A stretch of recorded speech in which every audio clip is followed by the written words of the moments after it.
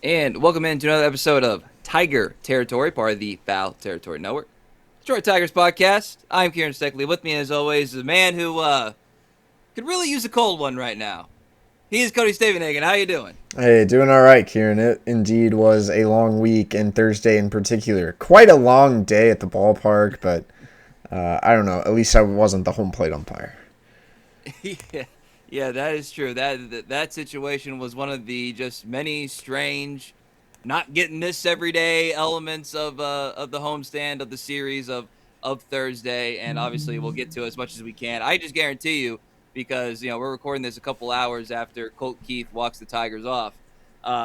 There's gonna be things that we miss, and we kind of apologize in advance for that because it's hard not to kind of get caught up in what we saw. So I guess maybe that's the perfect place to start, Cody. Like, I mean, I was going to ask this question to you regardless. I was going to say, what was kind of the mood of the team and the clubhouse like after this game? I mean, after it looked like it was going to be kind of a simple sweep, then after Salvi Perez kind of rips the heart out a little bit, and then another delay, and I was like, okay, well, what's the mood? What's a appropriate mood to lose a game like this? But it's a 5-1 homestand. And now it's back to you got a walk-off win. You have down to your final strike, down to your final out. Score 3 runs there in the ninth, and everything's all good. So what was that clubhouse like today? Yeah, I mean, I think it was clearly a fun homestand for the guys. It was also a long day for them, and it's getaway day. They're getting on a plane for Boston, so I'm not going to act like, oh, it was the most energetic, happy clubhouse of all time. I think the guys were probably a little tired from being at the park all day long, sitting through multiple delays, playing a back and forth emotional game. But, I think Riley Green said exactly that after the game. Like, no, it was a fun homestand. Again, 6-0. That is certainly one way to rebound from what was a really bad series in Minnesota.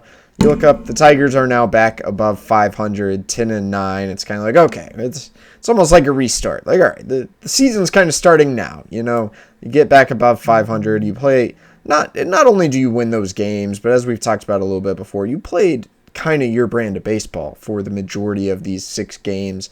Maybe not so much Thursday where things got a little weird and you choked a lead away. But again, the gritty Tigers, came back, won this game. 3-2 two-out double from Riley Green to keep things alive, and then a Colt Keith rip. It is certainly worth noting, Kieran, if I can find this graphic here. Here it is. This was their first perfect homestand since 2021. I didn't realize that. That is a long time ago. First perfect homestand of 6+ games since 2021. 8-1 at Comerica Park this season. That's the best home winning percentage of any team in baseball so far this year.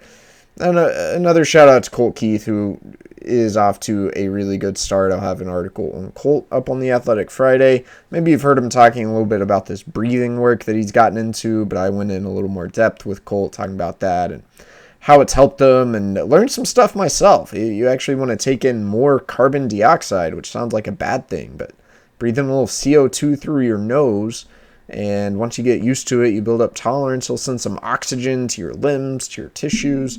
It's believed to help athletic performance. I mean, whatever it is, you could have told me anything. And given what Colt Keith has done this year, like I would be like, well, I mean, there's got to be some validity. I'll try it. Yeah. I'll try it. And you know what? And also now, like we have, like Colt Keith obviously started out on a tear, and he got I think the right amount of publicity, but then between losing and then just some other storylines, the Colt Keith stuff had kind of gone into the wash like a little bit, and now this felt like one of my other thoughts was I feel like this is good for Colt Keith to have like a real moment, like with the walk off. You just His saw first you're watching walk on off YouTube. in 3 years in the big Yeah, leagues. and I think only, and I'm sorry if I'm off here a little bit, only like there's not many ribbies for him this year, but even though he's hitting the cover off the ball, so like it's just I was happy Colt Keith had one of those moments that could be in an end year montage. You know what I mean? And so like that's that I was really happy for him there. And then you brought up the excellent point there, Cody. playing their brand of baseball. This is going to be, I don't think this is an overreaction. This is going to be the remember when game for the Tigers this year. And you don't always get it in April, but I just kind of feel like this has all the elements. I mean, we're not going to be able to, there's going to be too much to other stuff that's just going to grab our attention. Montero was excellent today until it got a little shaky there at the end, but he was excellent today. And so you got top-notch starting pitching. You showcased your power. You did the whole, literally, the entire 27 outs thing. That's this game, right? And 8 guys had ribbies today, Cody. 8. And then 5 had multi-hit games. So you had a balanced approach offensively. And you also did the small ball thing, and you exercised the matchups element. Shout out Jahmai Jones for finally kind of getting on the board in multiple facets there as well. And also you had some really, again, kind of in the wash here, some really good defensive plays too. You know what I mean? So like everything. This was like a cards on the table. Like the only thing that was missing was throwing out one of your excellent closer options. But other than that, this was a cards on the table game for the Tigers. And then you throw in the element of a perfect homestand and sweeping a divisional opponent. Like this, we're going to be talking about April 16th, 2026. If this team does anything of note, it's like, yeah, they got back above 500. They played their brand of baseball, and they started to take off after that.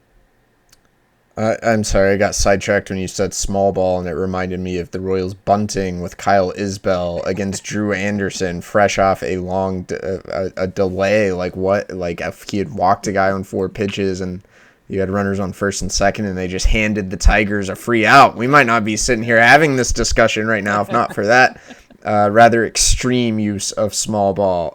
So beyond that, what was the question here? Well, I mean, it just felt like absent of a Tarek Skubal sighting, and absent of doing a Vest or a Kenley or even Finnegan, we'll throw him in there as a 3-headed monster. Outside of those 2 things, this was a quintessential 2026 Detroit Tigers. Like everything that they got, they just kind of threw at the Royals to win this game. And we got to mention McGonigle too, and we'll get to the press conference and other reactions, a little bit later. But McGonigle working a walk, getting pitched, extra careful, and also how about a triple? Right after you give up the lead. Like McGonigle is a leader in multiple facets. Like he does everything the right way. I have a nickname suggestion for him a little bit later. But yeah, the point is, Cody, this just felt like the all-in elements to getting a Tigers win. I think that's the thing that I'll remember most when this is cited as a, quote, remember when game. Yeah, I think that's a good point. And, Cater Montero is probably not going to get a lot of credit for this game. You look at the final line, 4 runs allowed, but that's because he went into the 7th, came out, a ball hits the bag and gets in the outfield, a run scores, the 7th kind of unravels on him. Cater Montero was really good for 6 innings. This guy has answered the bell in place of Justin Verlander, which we'll talk about a little more later on, and has really looked good as ever. He's commanding his stuff. He's pitching efficiently as well as ever. We've seen it multiple outings in a row now. Really impressed with Cater Montero. I have another bold statement, sort of reactionary, overreactionary, I would say, regarding the Tigers' place in the division. But first, gotta pay some bills. A word from our sponsors. Kratz, the world has a cord problem. Wires everywhere. It's 2026, and it is time to get a Ridge Wallet 5-in-1. It's not a wallet, it's a charger. Look at this thing. It sticks to your phone. You push the button. It charges your phone while you can charge 2 different items at the same time. Oh, and don't forget, while it's charging, you got a little lean-to, John. That'll help it sit right there. Appreciate your Ridge Wallet. This is so nice. which is great for me. If I'm at the airport and I'm watching a game, I can charge 5 devices and then I can just watch something on the phone. Of course, they still have the wallets that are money too. And we know the code. It's nice and simple. It's FOUL, F-O-U-L. 1 thing to pack, 5 ways to power. You can find Ridge's power bank at Best Buy, or our listeners can get 10% off at ridge.com by using code FOUL at checkout. Head to ridge.com, use code FOUL, and you're all set. After your purchase, they'll ask you where you heard about them. Please support FT and tell them we sent you.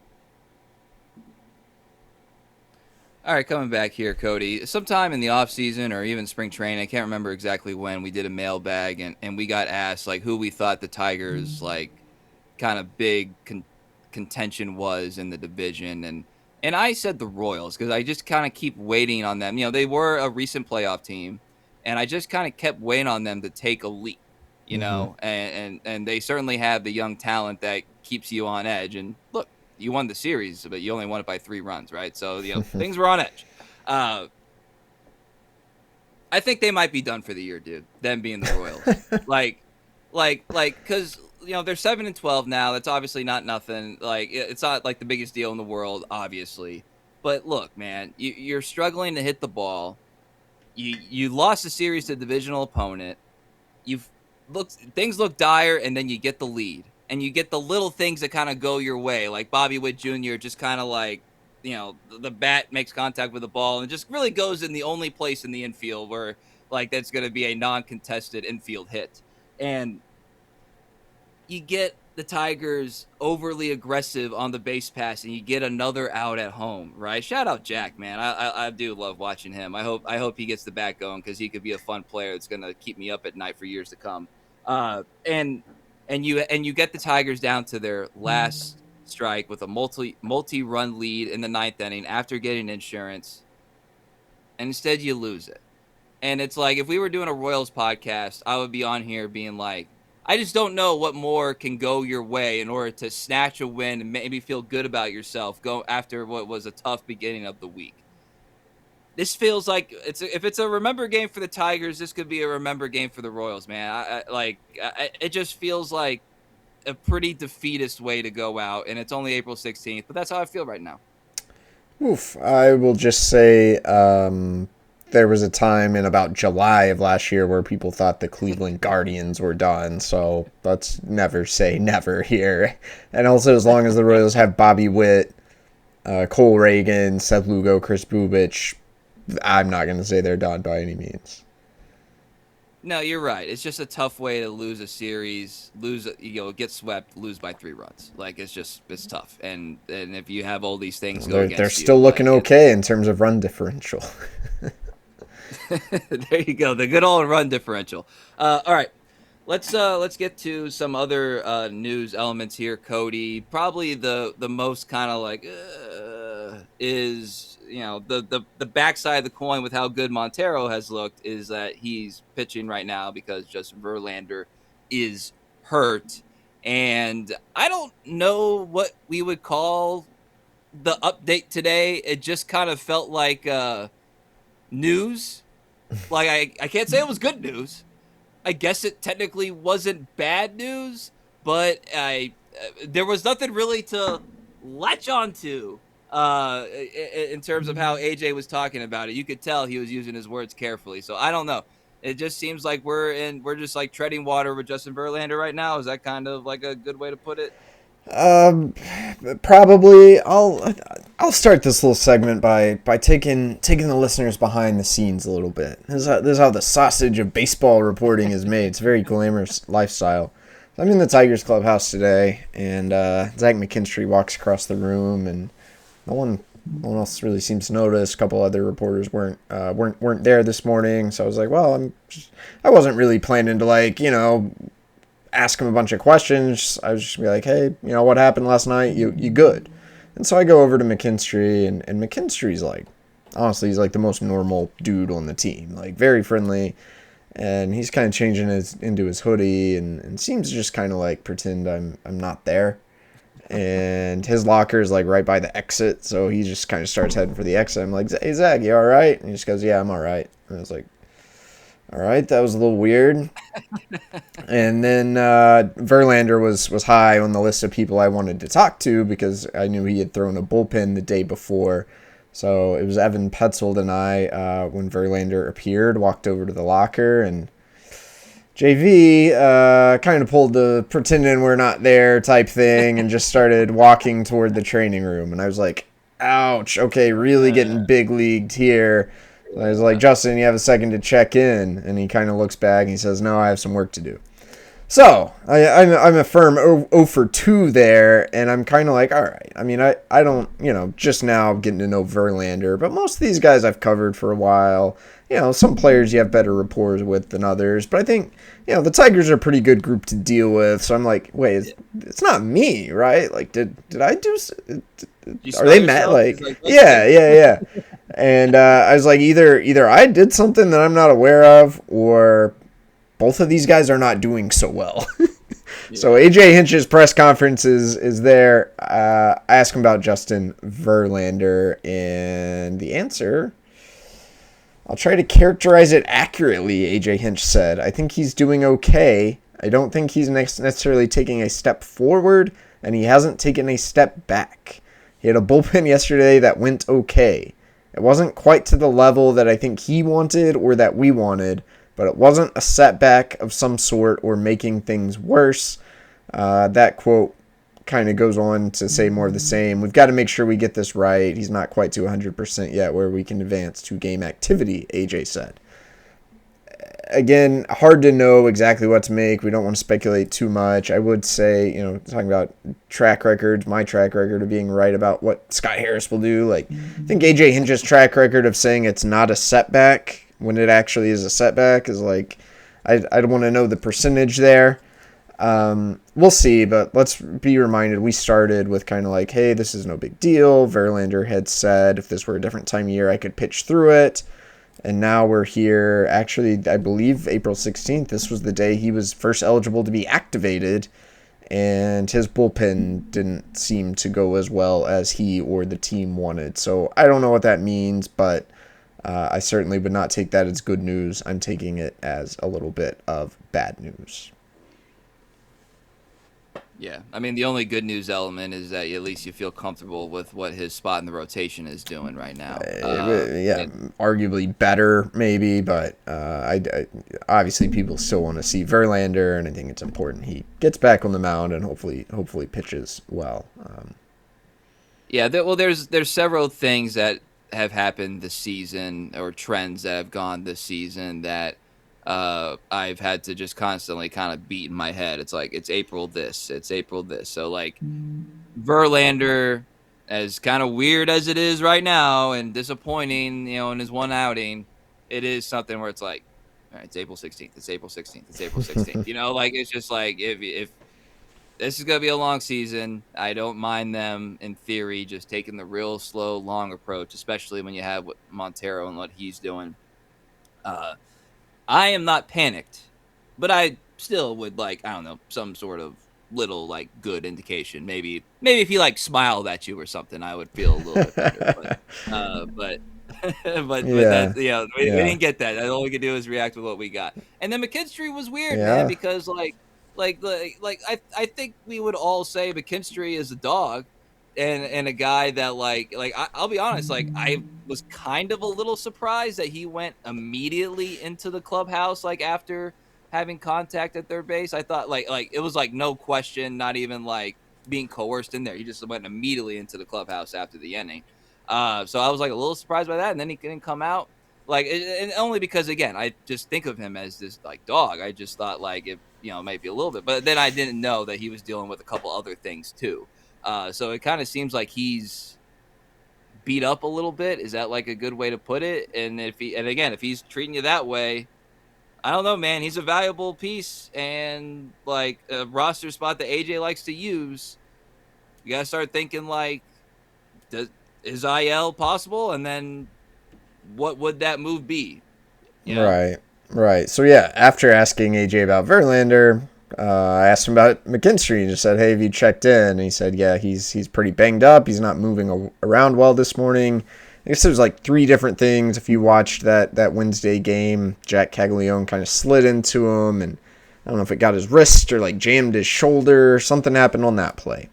He slid into home, and according to AJ, like really scraped up his chest, which is like a new one I haven't really heard before, but okay. And then late in the game, Caglione runs into him and he falls, and so bruised hip is what they had said after that game. They expected him to be day to day. AJ just said this time around. He seemed more concerned. He said we're going to have to get him checked out further, I guess, to figure out what's going on. So I don't even know exactly what the actual injury that potentially could send him to the IL would be, but it sounds like that is at least a concern as they're going to go get him further evaluation. So yeah, I don't know. I'll be really interested to see what we learn from this. If we just want to talk hypothetically, if McKinstry does go on the IL, it is interesting to think who would replace him. I'm going to go out on a limb and upset some listeners and say it's probably not going to be Max Clark. So if we're going to eliminate Max Clark from this discussion, it's probably who's on the 40-man. You got Trey Cruz, you got Jace Young, you got Hao-Yu Lee. I think they would probably lean toward wanting another left-handed hitter. So Jace hits left-handed, Trey Cruz is a switch hitter. Interestingly, none of those guys are off to a racing start in Toledo. Trey Cruz is hitting 193. Jace Young is hitting 210. Hao-Yu Lee's hitting 154. So who's performing well? Actually, Gage Workman, who's not on the 40-man roster, but can play multiple infield spots and is hitting 327 with 3 home runs right now. You would have to make a 40-man move, but I think you could do that if you really wanted to. But I don't know what they would do to give you an answer. Trey Cruz could replace McKinstry's versatility, being able to play infield and outfield. Young would be a left-handed bat who has tasted the major leagues before, and honestly, maybe someone who, if you just wanted to bring him up and maybe not play him that much, you would feel okay about, where I don't think you would do that with like a Lee. I'm not sure if you would do it with Cruz or not. I guess the good news is you have multiple options here, but I would almost lean Jace as the favorite for the reasons I just laid out, but Cruz could make some sense too. Or maybe you just go with someone who's swinging a better bat and make a 40-man move. I'm not sure what it would be. So maybe the actual answer there is you just hope he avoids the IL. Yeah, like looking at it, like I don't know if this really goes into consideration, but like I put it in consideration, and like I like the idea of calling up someone that it's not their major league debut. You're going to Boston, you're Fenway Park. That's storybook, but it's also a lot. Like it's also a lot. And and so like the Jace Young thing makes sense because it's like, look, we just gotta try to see if we can just give as many opportunities as we can to him that don't really that we don't necessarily have to rely on him whenever he does get up here. And the 40-man piece of this too, like if you have him on the 40-man, you don't want to waste a spot. Call up Jace Young. That makes a lot of sense to me. But the Gage Workman thing does intrigue me because, again, this is a guy that has been in the system for a while, with a notable absence there where you don't have to do the major league debut thing. And he is hitting I don't want to say hitting the cover off the ball, but 327 with a 400 on base. Like, I don't know. Seems like something like suitable given a shot. And of course the versatility, he is a left-handed bat as well. That would make a lot of sense to me. I'm not going to advocate for someone to get, DFA'd or anything like that. But like, that's why you have these end of roster spots that you just kind of churn out. It's like, if you feel like this is the best opportunity and this is the better way moving forward, Gage Workman, at least right now, makes a lot of sense. And you don't have, and you don't have like some of the other elements with these other guys. But Trey Cruz, I would obviously be happy for him if he got called up. Similar with Workman, it's like guy's been in the system a long time, trying to break through the glass ceiling there.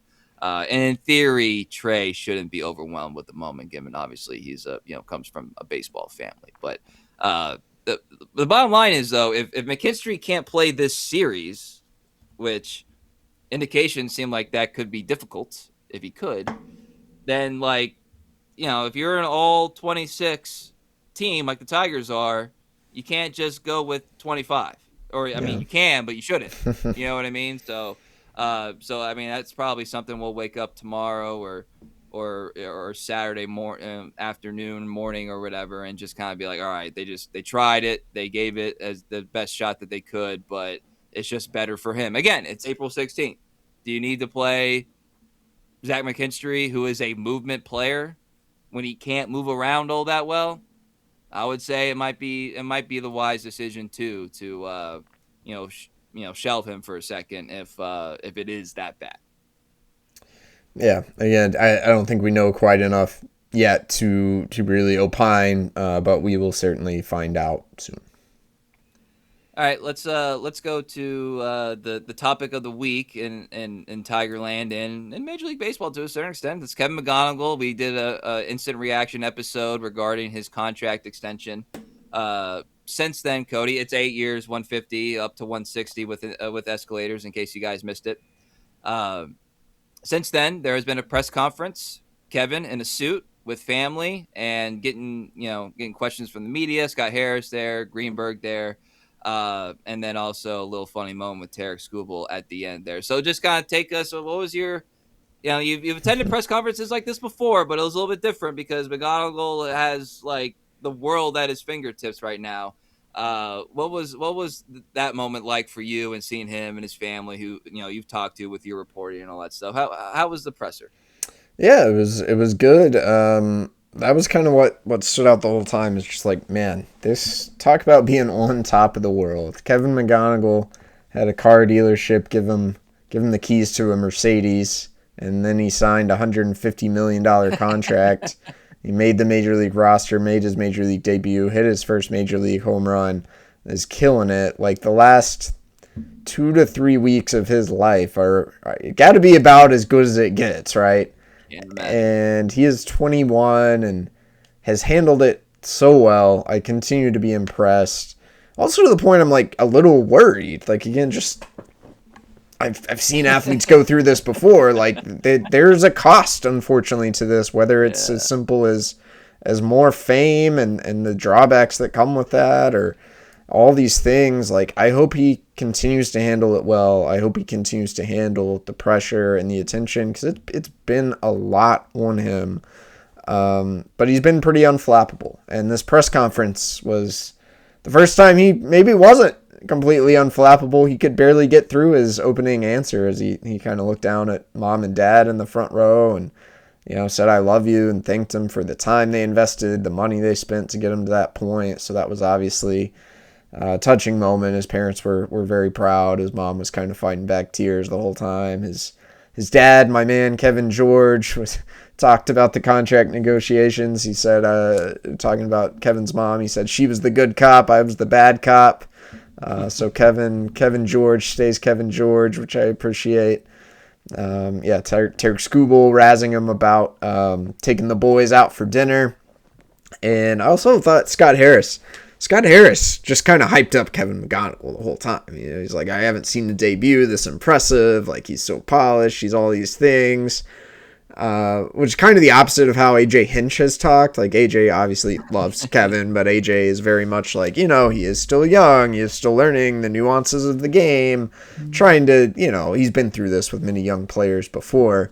And I feel like we've heard Scott talk that way about young players that he obviously loves, but still be like, they are going to go through struggles and they are still learning. And there was just none of that. Scott Harris was like all in. This is obviously his guy. And as Scott highlighted, the first player the Harris regime has drafted to then develop and sign to a long-term extension, part of the plan. So a great day for Kevin McGonigle and a great day for the Tigers too. You can't deny it's a win for Harris and the organization. All right, how do you feel about? I have a nickname submission for McGonigle, and there's a lot out there, and a lot of them are good. Like he's an easy guy to kind of just like put a little nickname for because like his game is so fun, right? But in light of the contract, and it's not just the contract, but it plays into it. Like when I watch Kevin McGonigle play, whether it's hitting at the plate, obviously his approach, and obviously like the raw tools there.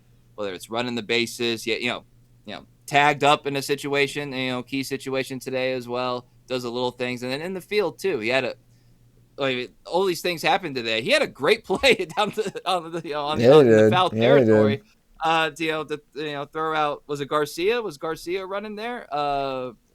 I can't remember. I It all don't runs remember the together. runner off the top of my head. It was a good But, throw. It was a strong throw. It was only like 78 miles an hour on the clock, but 1.3 second exchange. So we talk about that arm playing up a little bit because of how quick he gets rid of it and how accurate he is with the arm.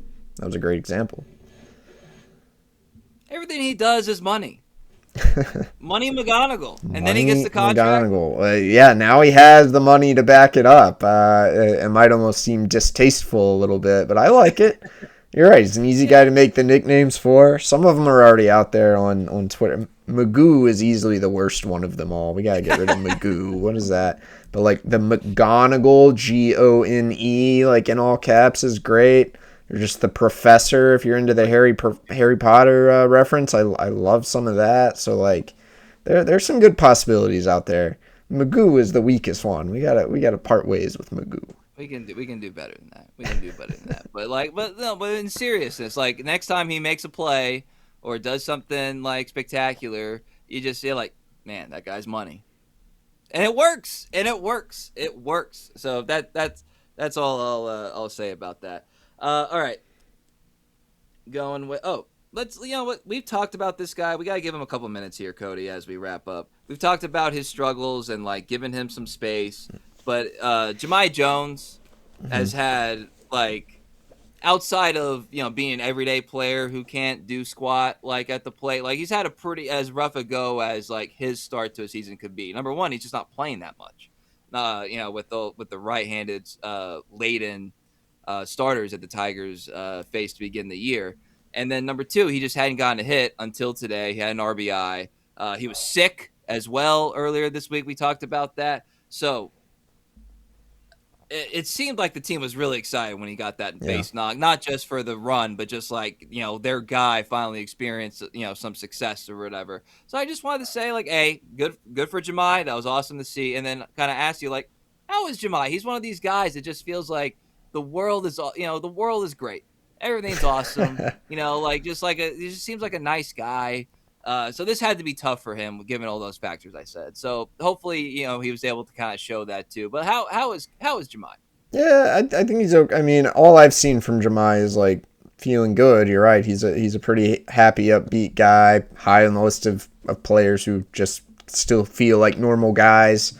I'm sure inside he's, it's eating him up, not getting to play much, being, 0 for his first 11, like hearing fans criticize him online. I'm sure that hasn't been easy, but he certainly hasn't shown it. He's at least publicly been really positive. And yeah, teammates certainly seem to love them so much. Some Jahmai Jones, you were right.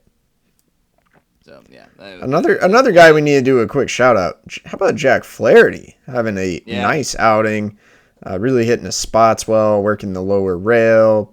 Velo up a tick on his fastball. Like we talk a lot about Jack, like the back and the forth, like not always great, but as I said this offseason, you could do a lot worse than Jack Flaherty. And especially now that you have Framber Valdez here, Jack is not, you're not needing him to be the number two. You're needing him to be solid more often than not. It's frustrating when he has the really bad outings, when his body language gets bad or whatever it may be, but Jack Flaherty can still be pretty good, and it was nice for him to kind of remind everyone of that. No, yeah, it was a lot of fun, and like those first two games, like every punch out, every situation that the Tigers like were able to execute. You went 2-1 back to back. You got to be on your P's and Q's, right? And so, like, Jack was a big part of that. And there was a lot of highlights from this homestand. We certainly didn't get to all of them. But I think today was one of those days that will be like I said at the beginning. Remember that? Remember, close out the sweep with the rain delays and the umpire changes and like all these things. And the Tigers just kind of did Tigers things. So as Jason Benetti said, well worth the wait. All right.